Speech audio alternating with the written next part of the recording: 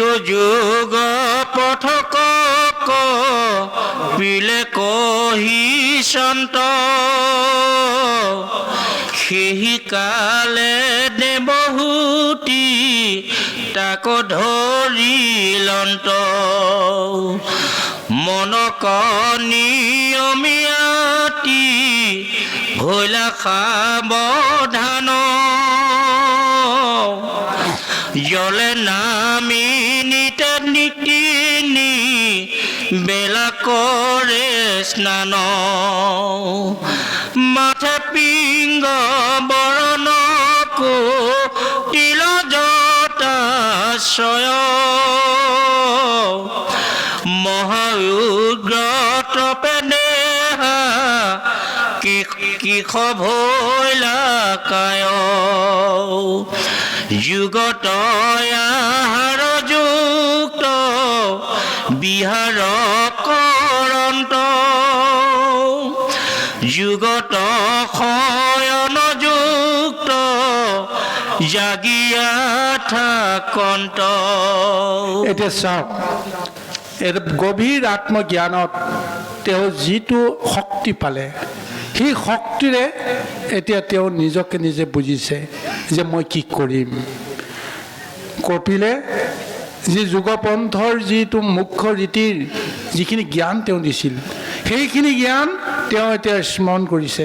সেই জ্ঞানৰ আধাৰত এতিয়া সেই দেৱহূতিয়ে সেই ঈশ্বৰকে ধাৰণা কৰি সন্ধ্যা তেওঁ ঈশ্বৰ আৰতি কৰিবলৈ বিচাৰিলে। সংসাৰৰ লগত তেওঁৰ সম্বন্ধ নাই, কেৱল ঈশ্বৰৰ নাম আৰু ঈশ্বৰৰ মূৰ্তি এইখিনিকে তেওঁ হৃদয়ত ধাৰণ কৰিবলৈ তেওঁ প্ৰযত্ন কৰিছে। এইখন সংসাৰত কোনে আটাইতকৈ বেছি সুখী? যিজনে সৰ্বখনতে কৃষ্ণৰ নাম শুদ্ধভাৱে ল'ব পাৰিছে, সেইজনৰ সমান সুখী এইখন সংসাৰত কোনো নাই। আৰু সেইজন আটাইতকৈ সৌভাগ্যৱান যিজনে ঈশ্বৰক সংগ কৰি ল'ব পাৰিছে।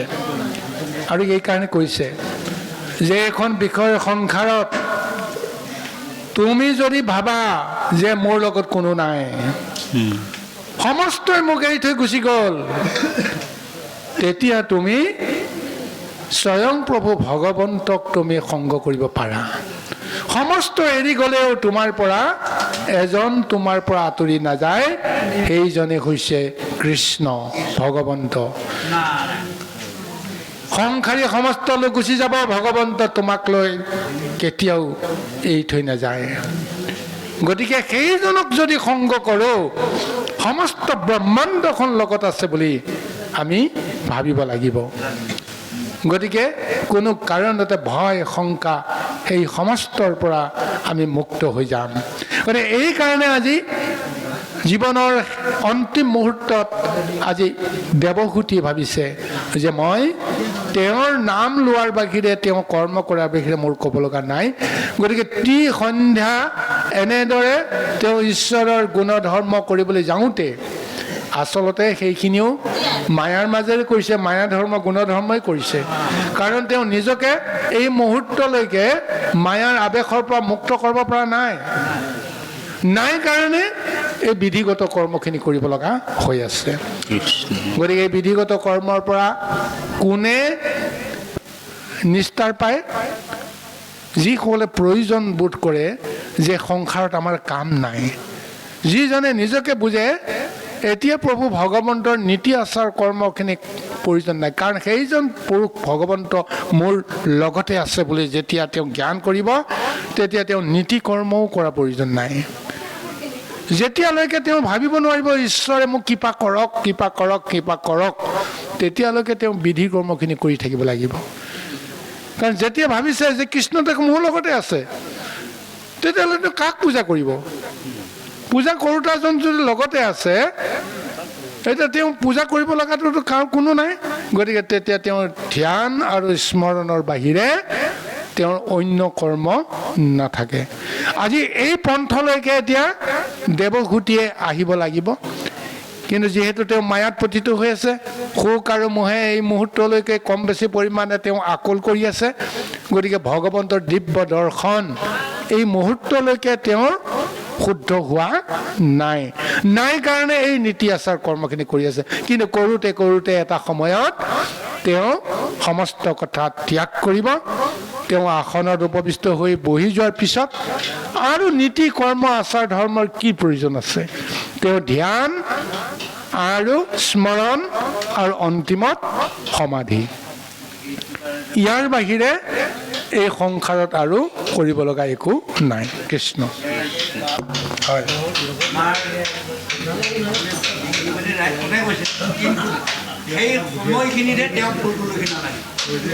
কৃষ্ণ। জয় কৃষ্ণ,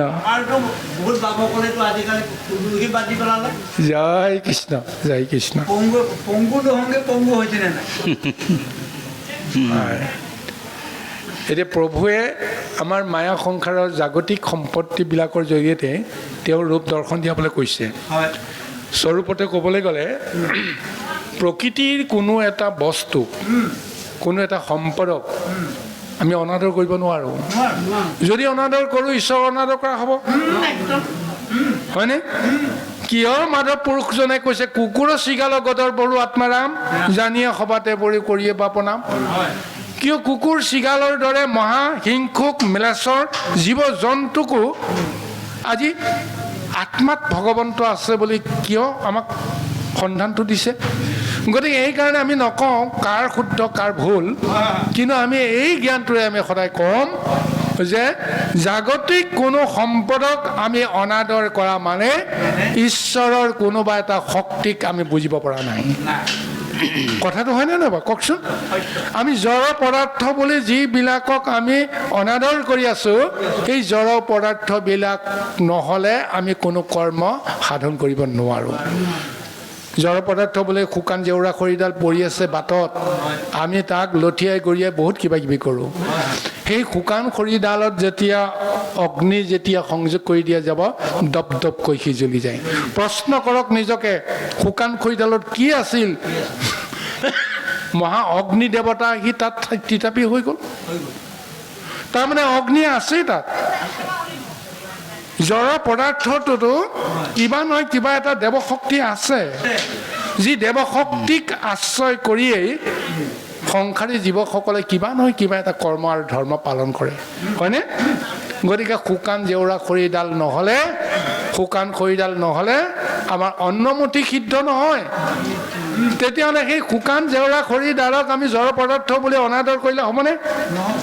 দলি চপৰা এটা পৰি আছে, শিল এটা পৰি আছে, আমি তাক যদি জড় পদাৰ্থ বুলি অৱজ্ঞা কৰোঁ, তেতিয়াহ'লে অনাদৰ কৰা নহ'বনে?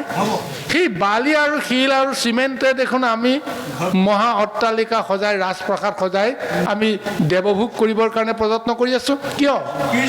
যদি সেইবিলাক প্ৰয়োজনেই নাই, যদি অৰ্থহীন, তেতিয়াহ'লে শিল বালি ইটাৰে চিমেণ্টে আমি সেই অট্টালিকাটো সাজি স্বৰূপতে আমি কি কৰিবলৈ গৈছোঁ চাওকচোন? যাৰ শক্তিৰ তলত আমি আজি আশ্ৰয় লৈ আছোঁ। কথাটো হয়নে নহয় কওকচোন? গতিকে তদ্ৰূপ এইখন সংসাৰৰ সমস্ত জীৱবিলাকক আমি ব্ৰহ্মময় মূৰ্তিৰে আমি জ্ঞান কৰিব লাগিব, হয়নে? যত জীৱ জংগম কীট পতংগম অগ নগ জগতেৰি কায়া। গতিকে এই বিষয়খিনিতেই গোটেইখিনি লুকাই আছে। আমি ক'ব নোৱাৰোঁ কোনে কাক পূজা কৰে, কোনে কাক পূজা নকৰে, কিন্তু আমি এটা কথাই আমাৰ এই তৃতীয় স্কন্ধৰ তত্ত্বই জানিব পাৰোঁ, যিসকলে পূজা কৰি আছে, যিসকলে সেৱা কৰি আছে, এইসকলে মায়াৰ মাজেদি ঈশ্বৰক পাবলৈ এটা ৰাস্তাহে বিচাৰি আছে। বিচাৰি পায় নাপায় সময়ত দেখা যাব। কিছু দূৰ গৈ কিজানি পাকঘূৰণি খাই ক'ৰবাত যদি আকৌ ঠেকেচা পাৰ যদি পৰি থাকে, দুৰ্ঘটনা হৈ পৰি থাকে, উজুতি খাই পৰি থাকে, কি হ'ব? যাত্ৰা পথৰ ফলটো পাম জানো বাৰু? নাপাম। সময়েহে ক'ব তুমি লক্ষ্যস্থানত উপস্থিত হ'ব পাৰা নে নোৱাৰা। গতিকে পূজা বিধি নিয়ম নীতি এটা সময়ত অৰ্থশূন্য হৈ যাব। সেইকাৰণে অৰ্জুনে কৈছিল, সেই সখী সৰ্বা ধৰ্মান পৰিত্যাজ্য মাম একং শৰণং ব্ৰজ।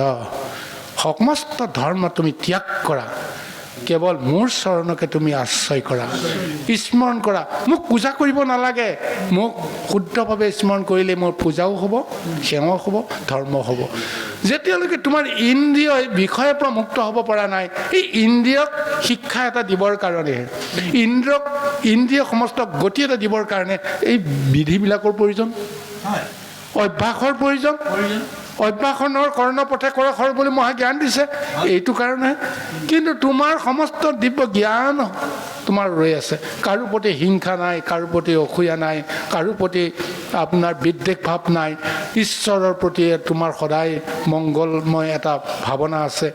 আৰু চকুৰ আগত দেখা দিয়া মহা দুৰ্যোগপূৰ্ণ ঘটনাকো তুমি ব্যথিত নোহোৱা। কোনোবা মৰি আছে, কান্দি থাকক, তোমাৰ ক'ব লগা কি আছে? ঈশ্বৰৰ ইচ্ছা, ঈশ্বৰৰ লীলা ঈশ্বৰে কৰাই আছে। তুমি আৰু মই কেৱল এটাই ক'ব পাৰোঁ, হে প্ৰভু তুমি জীৱসকলক যেন গতি আৰু মুক্তি দিয়া। ইয়াৰ বাহিৰে আমি একো কৰিব নোৱাৰোঁ, হয়নে? এই ব্যৱস্থালৈকে এতিয়া দেৱহূতি আহিবলৈ গৈ আছে। কৃষ্ণ জয় কৃষ্ণ। কুৎসিত বিবন্ন ফটা কানি পিন্ধি সন্ত, কপিল বলিয়াতি ফুকাৰে তেজন্ত, আনত পায় আচৰন্ত কদমৰ জায়া, গুচিলে ককাম কুধ দূৰ ভৈল মায়া, এৰা তৃতীয় স্কন্ধ পদ শুনা সভাসদ, লভিমা পৰমানন্দ গুচি বেয়া পদ, দেৱহূতি দেৱী যিটো কৰিলা বন্দন, নামৰ মহিমা শুনি লাহা সৰ্বজন, এতেকে কলিৰ যুগে আন পৰিহৰা, নাম বান্ধৱক মাত্ৰ গলে বান্ধি ধৰা, অধময় উত্তম নামে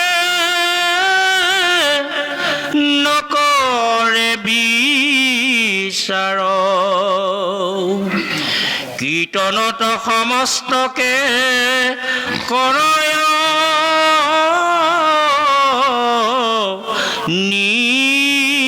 নিস্তাৰ। এতিয়া ভগৱন্তৰ নামত উগ্ৰ তপ কৰাৰ ফলত দেৱহূতি নিজৰ দেহৰ প্ৰতিয়ে ভূক্ষেপ নাইকিয়া হৈ গ'ল, নিজৰ দেহটোকে পাহৰি গ'ল, মাটিৰ বৰণৰ হৈ গ'ল, পিংগত জটাধাৰ কিম্ভূত কিম্বাকাৰ এটা ৰূপহে যেন দেখা গৈছে। ফটা কানিকে তেওঁ মেৰিয়াই লৈ আছে। ফটা কানি শব্দটোতে এইটো বুজাইছে, তেওঁ যি পাইছে তাকে তেওঁ পিন্ধিছে, কেৱল গাত মেৰিয়াই ল'ব লাগে এই চেতনাটো আছে কাৰণে মেৰিয়াই লৈছে। আচলতে তেওঁ এই বস্ত্ৰ অলংকাৰৰ প্ৰতি লাহে লাহে তেওঁ ধ্যান ধাৰণাবিলাক নাইকিয়া হৈ গৈ আছে। কেৱল ৰংটো লৈছে কি, যে মাটিৰ ৰং লৈছে, কৃষ্ণ বৰণৰ ৰং লৈছে। তাৰ পৰমাৰ্থ বিচাৰটো কি, যে আমিতো মাটিৰে দেহা, মাটিৰ দেহাটোতো মাটিৰ ৰং নলয় আৰু কিহৰ ৰং ল'ব? যদিহে দেহৰ প্ৰতি আমাৰ কোনো ধৰণৰ আমাৰ আসক্তি নাথাকে, মোহ নাথাকে, এই দেহটো লৈ পেলাই যদি আমি ঈশ্বৰ সাধনা কৰোঁ, ঈশ্বৰকে যদি আমি সৰ্বক্ষণতে যদি স্মৰণ কৰোঁ, ঈশ্বৰ মূৰ্তি যদি ধাৰণ কৰোঁ, আমাৰ দেহটো মাটিৰ বৰণ হৈ যাব, প্ৰকৃতিৰ বৰণ হৈ যাব। আৰু সেই প্ৰকৃতিৰ বৰণ, মাটিৰ বৰণৰ দেহটোক প্ৰভু ভগৱন্তে এদিন কোলাত তুলি ল'ব। আৰু সেইটোৱে যেন এতিয়া দেৱহূতিৰ মানে মাজলৈকে আহিছে। এতিয়া সেইকাৰণে কৈছে, আনু তপ আচৰন্ত কৰ্দমৰ জায়া, গুচিলেক কামক্ৰোধ দূৰ ভৈল মায়া। কাম, ক্ৰোধ, লোভ, মোহ, মাত, মৎসৰ্য, ছয় ৰিপুৰ বাসনাৰ পৰা যদি মুক্ত হ'ব আমি পাৰোঁ, অৰ্থাৎ এই কাম, ক্ৰোধ, লোভ, মোহ আচলতে ঈশ্বৰৰ নামত সমৰ্পিত হ'লে তেওঁলোকো শুদ্ধ হৈ যায়। গতিকে আমি যে ঈশ্বৰৰ সেৱা পূজা কৰিব লাগে, অভ্যাসটো কৰিব লাগে কাক, তাৰ আধ্যাত্মিকত এটাই কথা যে আচলতে এই আমাৰ ৰিপুসমূহকহে আচলতে ঈশ্বৰত আমি অৰ্পণ কৰিবৰ কাৰণে আমি এনেদৰে পূজা বিধিবিলাক পালন কৰিব লাগিব। লোভ, মোহ, মাত, মৎসৰ্য, হিংসা, দেহ, কপটতা, অসূয়া, এই প্ৰবৃত্তিবিলাকতো আমাৰ দেহৰ লগত আছে। কিন্তু এই প্ৰবৃত্তিবিলাকতো ঈশ্বৰে সন্তান, ঈশ্বৰৰ সন্তান কাৰণে ঈশ্বৰৰ মূৰ্তিৰূপী দেহত সেই সমস্তবিলাক আছে। গতিকে আমি গুৰু সেৱা, ঈশ্বৰ সেৱাৰ নামত সেই সমস্তকো আমি শৰণ দিয়াব লাগিব। মই যেতিয়া গোসাঁই গৃহত যেতিয়া সোমাম, মোক দেখা পোৱাৰ লগে লগেই মোৰ লগৰ গৃহৰ যদি প্ৰতিটো সদস্যও যদি লানি লাগি গৈ যদি তাত সেৱা কৰিবৰ কাৰণে যদি লয়, তেতিয়া জানিব লাগিব যে মোৰ গৃহৰ প্ৰতিজন সদস্যক ঈশ্বৰত শৰণ দিয়া হৈ গ'ল। মই যদি নকৰোঁ সেইখিনি তেওঁলোকে কেতিয়াও নকৰিব। তদ্ৰূপ মন ইন্দ্ৰিয়ই ভগৱন্তৰ নামত সেৱা ভক্তি কৰিবৰ কাৰণে প্ৰযত্ন কৰিলে এই ৰিপুসমূহেও এদিন তেওঁৰে কৰ্ম কৰিবৰ কাৰণে বাধ্য হ'ব। কি লাগে কি নালাগে ৰিপুসমূহে ঈশ্বৰৰ নামত সমৰ্পিত কৰিবৰ কাৰণে সমস্ত দ্ৰব্য সেইসকলে আনি যোগান ধৰিব। সেইসকলক যদি আমি সংস্কাৰ দিব পাৰোঁ, তেতিয়াহ'লে দেখোন আমি নিজে নিজে শুদ্ধ হৈ গ'লোঁ। হয়, আজি এই কথাখিনিৰে এতিয়া মহাভাগৱতৰ মহা আখ্যান ইতিমধ্যে সমাপ্ত হৈছে। এটা মহা উপদেশ আমাক দিছে যে তৃতীয় স্কন্ধপদ শুনা সমাসত লবিবা পৰমানন্দ গোস্বামীয়ে আপত দেৱহূতি দেৱী যিটো কৰিলা বৰ্ণনা নামৰ মহিমা শুনিলাহা সৰ্বজনা। এতিয়া এই তৃতীয় স্কন্ধ আচলতে কিমান এক শুদ্ধ এক ৰহস্য তত্ত্ব, যিবিলাক শুনিলে আমাৰ মন বোলে পবিত্ৰ হৈ যায়। পৰম আনন্দই আমাৰ দেহ মনক এটা শুদ্ধ ৰূপ দিয়ে। দেৱহূতি দেৱী যিটো কৰিলা বৰ্ণন নামৰ মহিমা শুনিলাহা সৰ্বজন। এই নৰ নাৰীসকল মায়াময় প্ৰকৃতিয়ে দেৱহূতিৰ ৰূপত আজি যিটো মহা দিব্য জ্ঞানৰ যিটো বৰ্ণনা দিলে, এই কথাখিনি আমি হৃদয়ংগম কৰিব লাগিব। এতেকে কলিৰ যোগে আন পৰিসৰা নাম বান্ধৱক মাত্ৰ গলে বান্ধি ধৰা। কৃষ্ণ প্ৰভু ভগৱন্ত আমাৰ দেহত আছে, চব এৰি থৈ যাব, কিন্তু প্ৰভু ভগৱন্তে আমাক এৰি থৈ নাযায়। যিমান দিনলৈকে তেওঁক আমাৰ পৰা কিবা এটা তেওঁ বিচাৰি আছে, নোপোৱালৈকে তেওঁ আমাৰ পৰা আঁতৰি যাব নিবিচাৰে, হয়নে নহয়? পৰমায়ু থকালৈকে জীৱাত্মাই দেহ এৰি থৈ নাযায়। কিয় নাযায়? তেওঁ জানে অন্তৰ্যামী যে এই জীৱটোৰ জৰিয়তে এইটো জীৱনকালত এইখিনি হ'ব লাগে, এইখিনি কৰিব লাগে, কিন্তু তেওঁ মায়াত মজি পেলাই তেওঁ নিজকে পাহৰিছে। গতিকে তেওঁ ভাবি আছে কোনোবা দিনাখন তেওঁ মোক মনত পেলাব, সেইদিনাখন মই তেওঁক সোঁৱৰাই দিম তুমি কি কৰিব লাগিব, কি কৰিব নালাগিব। কিন্তু সেইজনক আমি চিনি নাপাওঁ। আমি যেতিয়া ব্যাধিত পৰোঁ, মহা আঁতৰত পৰি থাকোঁ, তেতিয়া আনক দুখ দিয়াৰ পৰিৱৰ্তে আমি স্বয়ং ঈশ্বৰকে দুখ দিওঁ। হে প্ৰভু, তুমি কণা গোসাঁই তুমি মোক মাৰি নিনিয়া কিয়? জগতৰ সমস্ত দুখ তুমি মোকেই দিলা, মোকেই তুমি চিনি পালা। এয়া ভগৱন্তৰ প্ৰতি আমাৰ কি বিশেষাধিকাৰ।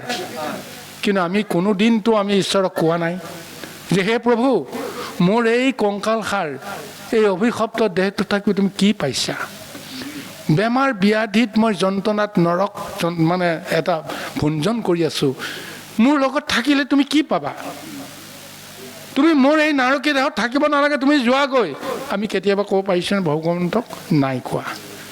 তাৰ পৰিৱৰ্তে কৈছোঁ তুমি মোক কিমান যন্ত্ৰণা কিয় দিছা?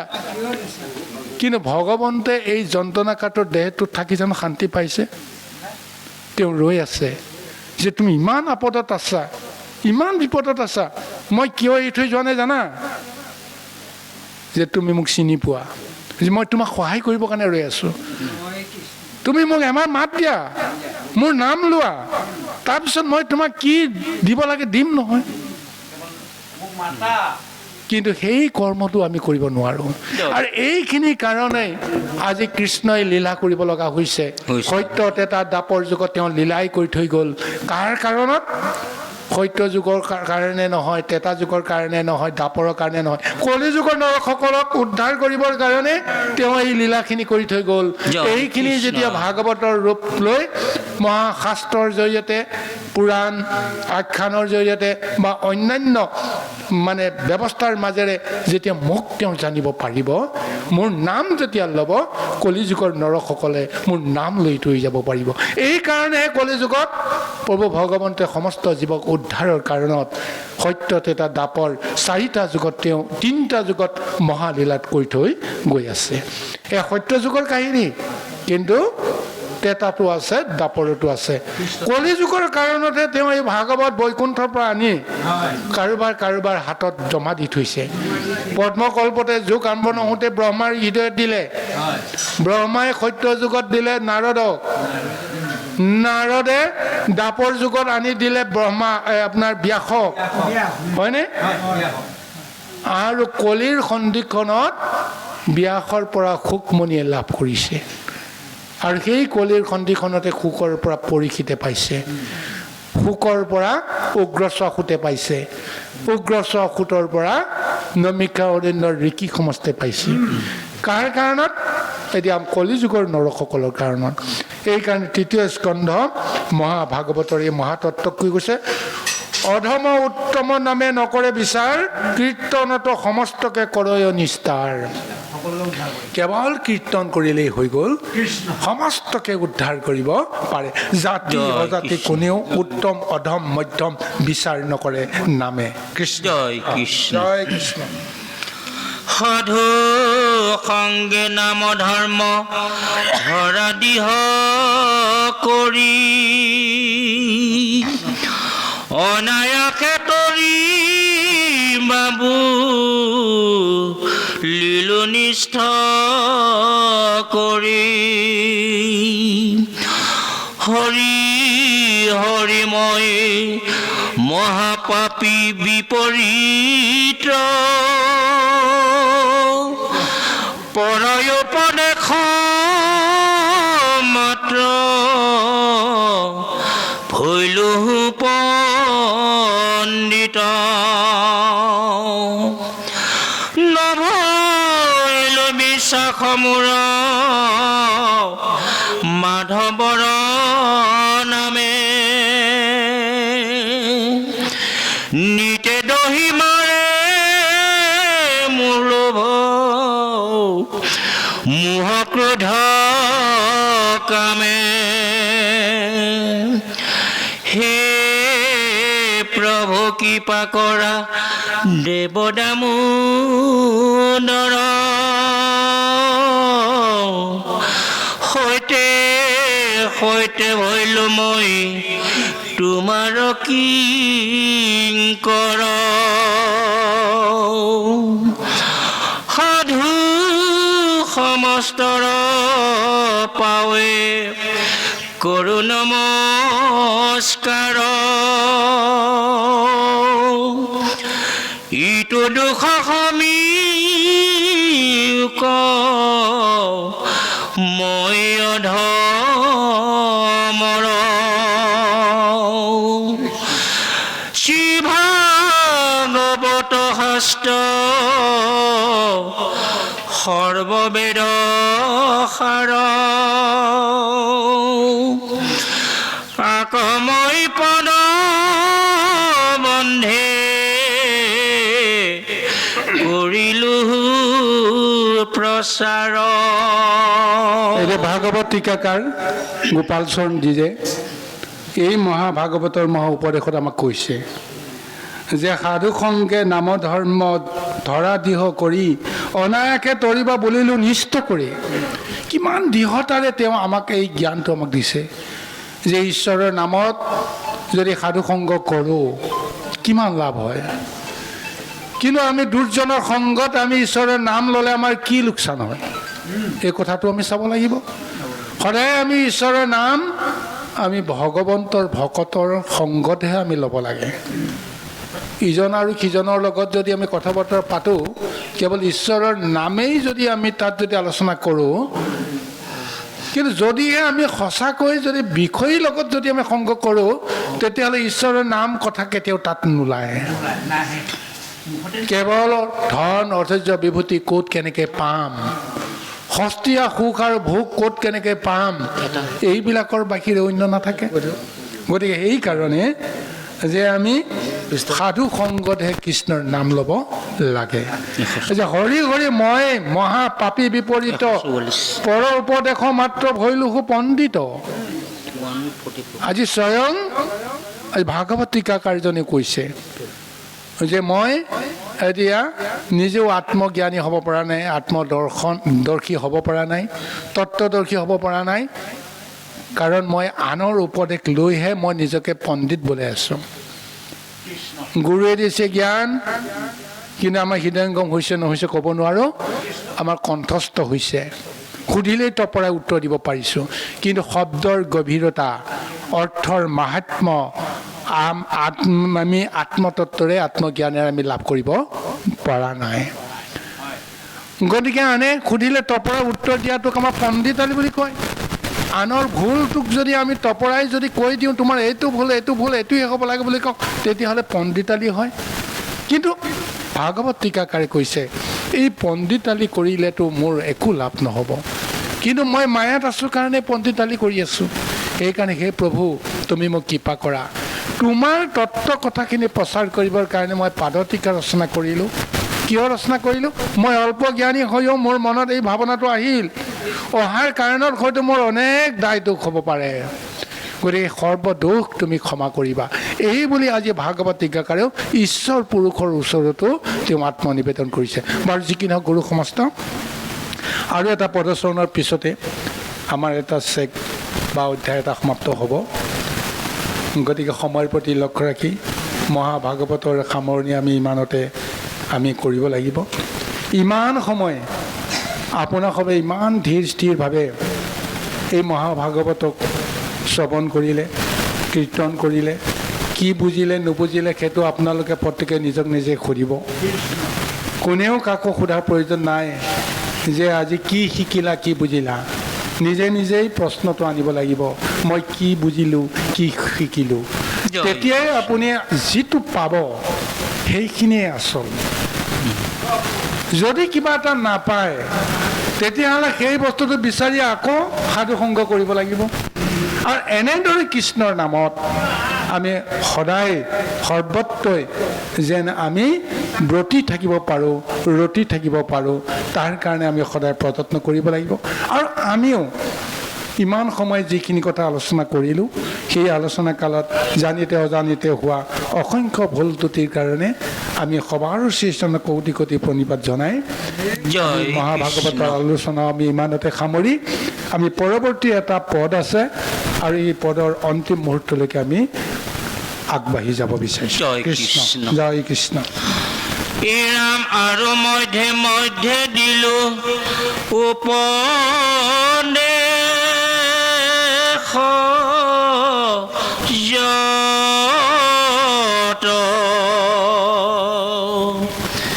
এই শব্দ দুখমূৰ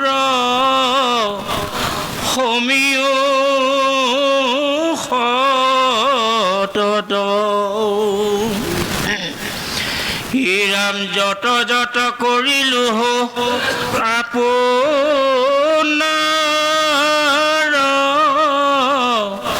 কাম, এহি জানি দুখ সমী বোলা